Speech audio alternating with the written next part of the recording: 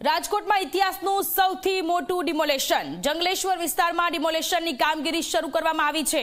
87,000 ચોરસ મીટર જગ્યા ખુલ્લી કરવાની કામગીરી શરૂ કરવામાં આવી। 7 ઝોનમાં ડિમોલેશનની કામગીરી શરૂ। ડિમોલેશનની કામગીરી દરમિયાન 3,000 થી વધુ પોલીસ જવાનો તૈનાત। જંગલેશ્વર વિસ્તારમાં કલમ 144 લાગુ કરવામાં આવી। 64 થી વધુ જેસીબી, 90 ટ્રેક્ટર, 7 હિટાચી સહિત 260 થી વધુ મશીનો સાથે મહાનગરપાલિકાની કામગીરી।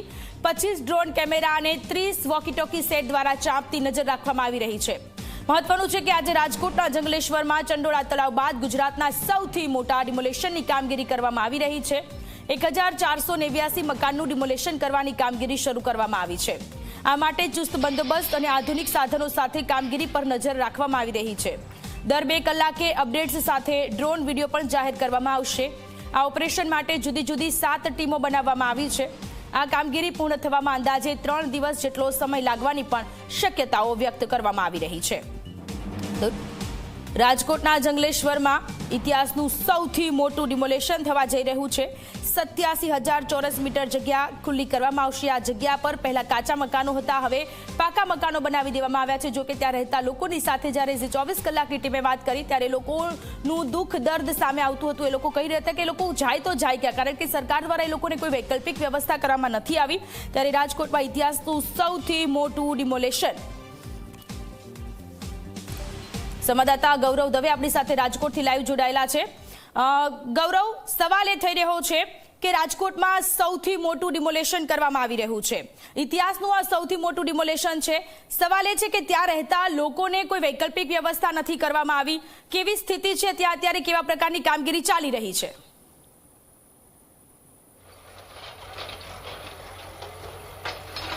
સોનલ, રાજકોટ શહેરનું આ ઐતિહાસિક મેગા ડિમોલેશન છે તે ચાલી રહ્યું છે। જંગલેશ્વર વિસ્તારની અંદર આજી નદીનો જે વિસ્તાર આવેલો છે કે ત્યાં દર વખતે ચોમાસાની અંદર જે પાણી ભરાઈ જવાની જે સમસ્યાઓ સામે આવતી હતી ને પૂર જેવી જ્યારે સ્થિતિનું નિર્માણ થાય ત્યારે આ તમામ ઘર છે કે તેની અંદર પાણી છે તે ઘૂસી જતા હતા ને લોકોને સ્થળાંતર કરવાની નોબત છે તે આવતી હતી। હાલ જે રીતના 1400 કરતાં વધુ જે મકાનો અને દુકાનોનું જે ડિમોલેશન ચાલી રહ્યું છે તેની વાત કરવામાં આવે તો આ જે ડિમોલેશન જે જગ્યાએ થઈ રહ્યું છે તે સરકારી જગ્યા છે અને આ સરકારી જગ્યા ઉપર જે રીતના દબાણો છે તે વર્ષોથી કરી દેવામાં આવ્યા હતા। 70 વર્ષથી આ જગ્યા છે કે તેના ઉપર દબાણો છે તે કરવામાં આવ્યા હતા અને હવે સરકાર દ્વારા આ દબાણો છે તે દૂર છે તે કરવામાં આવી રહ્યા છે।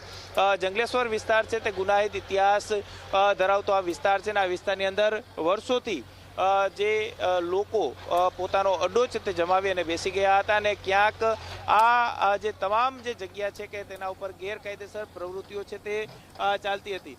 આજે જે રીતના જે માહિતી મળી રહી છે તે મુજબ 1400 કરતાં વધુ જે મકાનો કાચા અને પાકા આ જે તમામ મકાનો છે તેમનું ડિમોલેશન કરવાની પ્રક્રિયા છે તે ચાલી રહી છે ને શાંતિપૂર્ણ માહોલની અંદર આ ડિમોલેશન છે તે ચાલી રહ્યું છે। 1026 જેવા જે લોકો છે કે તેમને પોતાના ઘર છે તે સ્વૈચ્છિક રીતે ખાલી છે તે કરી દીધા છે ને હવે આપ જુઓ કે અત્યારે જે કાટમાળ જોવા મળી રહ્યો છે તે આ તમામ લોકો એ પોતાના ઘર છે તે ખાલી છે તે કરી દીધા છે। સામાન્ય રીતે નિયમ એવો રહેતો હોય છે કે સરકારી જગ્યા ઉપર જો કોઈ દબાણ કરવામાં આવ્યું હોય તો તેમને સરકાર દ્વારા કોઈ અન્ય વૈકલ્પિક વ્યવસ્થા આપવામાં નથી આવતી, પરંતુ ક્યાંક આ વખતે જે માહિતી સામે આવી છે તે મુજબ 10 વર્ષ પહેલાં રાજકોટ મહાનગરપાલિકાએ આ જંગલેશ્વર વિસ્તારની અંદર જે નદી કાંઠાના જે આવાસ હતા તેમાં 800 જેટલા જે લોકો અને આવાસ યોજનાની અંદર સમાવેશ છે તે કરવામાં આવ્યા હતા। તેમ છતાં પણ ગેરકાયદેસર રીતે આ દબાણો છે તે કરવામાં આવ્યા હતા।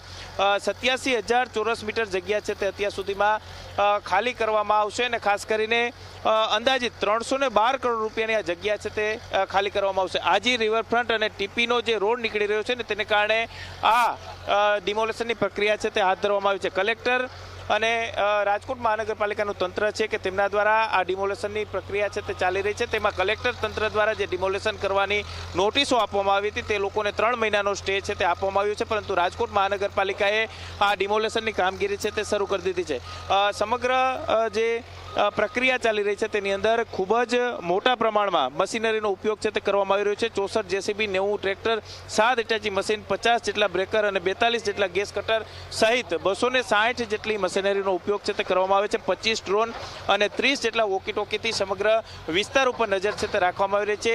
પોલીસ કમિશનર બ્રજેશ કુમાર ઝા અને મ્યુનિસિપલ કમિશનર તુષાર સુમેરા છે કે તે સતત કંટ્રોલ રૂમમાંથી નજર છે તે રાખી રહ્યા છે અને આખું જે ડિમોલેશન ચાલી રહ્યું છે તેના લાઈવ ડ્રોન કેમેરાથી આખી નજર છે તે રાખવામાં આવી રહી છે. સાથે જ મહત્વની વાત એ છે કે 300 જેટલા આરોપીઓ આ વિસ્તારમાંથી ઝડપાયા છે અને હવે જે ગેરકાયદેસર બાંધકામો કરવામાં આવ્યા છે આ તમામ બાંધકામો ઉપર અત્યારે દાદાનું બુલડોઝર છે તે ફરી રહ્યું છે.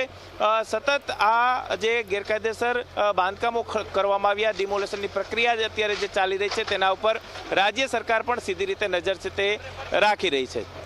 જી ગૌરવ, આભાર તમામ વિગતો માટે.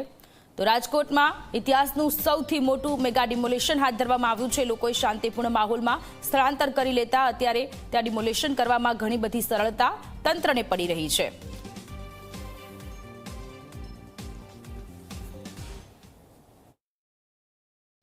હાલમાં જંગલેશ્વર વિસ્તાર જે છે ભક્તિનગર પોલીસ સ્ટેશનમાં આજી નદીના કિનારે પેરેલલી આવેલો છે. એમાં ટીપી રોડ અને આઈડેન્ટિફાઈડ જે રાજકોટ મ્યુનિસિપલ કોર્પોરેશન દ્વારા ડિમોલિશનની આખી પ્રોસેસ ચાલી રહી છે. એમાં લો એન્ડ ઓર્ડરની સિચ્યુએશન બગડે નહીં એના માટે માનનીય police commissioner Shri Brajesh Jha sir અને અમારી બધી સિનિયર ટીમના સુપરવિઝન હેઠળ આ શાંતિપૂર્ણ રીતે ડિમોલિશનની પ્રોસેસ ચાલી રહી છે અને આમાં કોઈ પણની લાગણી દુભાઈ નહીં, કોઈને અનનેસેસરી હેરેસમેન્ટ ના થાય એના માટે પ્રોપર પ્લાનિંગ કેટલાય દિવસથી ચાલી રહ્યું હતું. જેના ફળ સ્વરૂપે છેલ્લા 2 દિવસની અંદર 60 થી 70% લોકોએ સ્વયંભૂ પોતાનો સામાન ખસેડી લીધેલો છે. પોતાના મકાનો પણ તોડવાના ચાલુ કરી દીધા હતા. 40% જેટલું ડેબ્રિજ પણ એ લોકોએ હટાવેલું હતું પોતાની જાતે. અને આજે પણ માહોલ એ રીતનો છે કે અમારી ફાયરની ટીમ, મેડિકલ ટીમ, ડ્રોન સર્વેલન્સથી માંડીને સોશિયલ મીડિયા મોનિટરિંગ બધું જ ચાલી રહ્યું છે. પરંતુ કોઈ જગ્યાએ કોઈ રેઝિસ્ટ કર્યું હોય, અનનેસેસરી ખલેલ પહોંચાડ્યું હોય એવા કોઈ જ બનાવો બનેલા નથી.